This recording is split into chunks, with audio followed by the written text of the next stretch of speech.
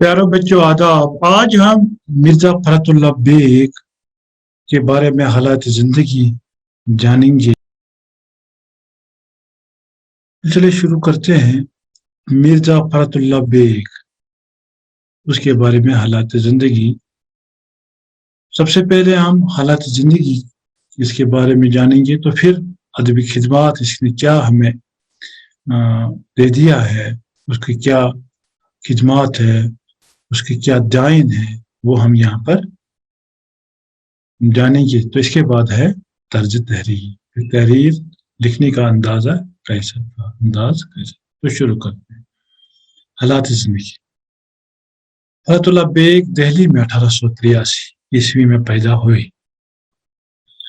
आपने इब्तिदाई तालीम दिल्ली के गवर्नमेंट स्कूल में हासिल की और सेंट स्टीफन कॉलेज से BA की सनद हासिल की। वाज़ेह रहे कि आपके बुजुर्ग बदख्शां के रहने वाले थे और वहां से हिजरत करके अकबर शाह सानी के दौर में दिल्ली आए। बादशाह ने उन्हें गवर्नर जनरल के दरबार में मुख्तार कुल का ओहदा दिया। बहरहाल BA करने के बाद मिर्जा हैदराबाद चले आए। पहले महकमे तालीम में काम किया, इसके बाद अदलिया में काम करते रहे। इसके बाद आप असिस्टेंट होम सेक्रेटरी के बाइज्जत ओहदे पर फाइज हो गए। हैदराबाद में 1847 ईस्वी में आप इंतकाल कर गए। ये थी हालात जिंदगी। तो बढ़ते हैं अदबी खिदमात की तरफ। मिर्जा फरतुल्लाह बेग मिर्जा निगार के एतबार से एक खास मुकाम रखते हैं। आपने तहकीक का काम भी किया, दीवान यकीन पर एक बेहतरीन तरक्की और तफसीली मुकदमा लिखा।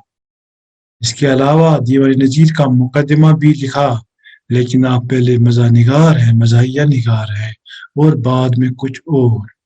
दिल्ली का एक यादगार मुशायरा, आखिरी वसीयत, दादा जान का पार्लियामेंट में जाना, फूल वालों की सैर और नज़ीर अहमद की कहानी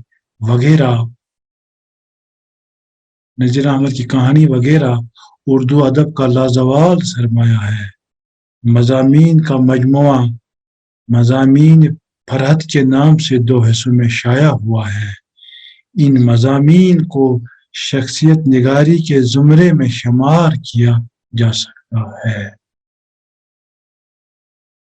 ये थे अदबी खिदमात। तो चलिए बढ़ते हैं उसके तर्ज तहरीर की तरफ।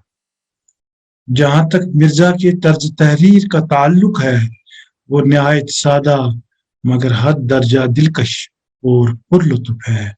आपका अंदाज बयान बेहद शुगुफ्ता और रवां है। आपकी तहरीरों में दिल्ली की टकसाली जबान अपनी मेयार और मिठास के साथ दिलो दिमाग पर असर करती है। मिर्जा ने हर तबके के मुहावरात भी बड़ी खूबी के साथ इस्तेमाल किए हैं। डॉक्टर शुजात अली की तारीखी उर्दू के मुताबिक मिर्जा साहब का शुमार उर्दू के सफ़े अव्वल मज़ाया निगारों में होता है। तहरीर में एक लुत्फ, शोखी और ज़राफ़त होती है। इनकी एक बड़ी खूबी ये भी है कि वो तफसील बयान करते वक्त भी हुस्न बयान पुख्तगी बरकरार रखते हैं और ज़राफ़त के पहलू निकालते रहते हैं। कारी की दिलचस्पी तहरीर के खात्मे तक बरकरार रहती है। ये थे तर्ज तहरीर। तो मिर्जा फरतुल्लाह बेग के बारे में मैंने इस टॉपिक को 3 हिस्सों में तक़सीम किया था। पहले हालात ज़िंदगी, फिर अदबी खिदमात और फिर तर्ज तहरीर। मुझे उम्मीद है आपने कुछ सीखा होगा। देखने के लिए बहुत बहुत शुक्रिया। Thank you very much.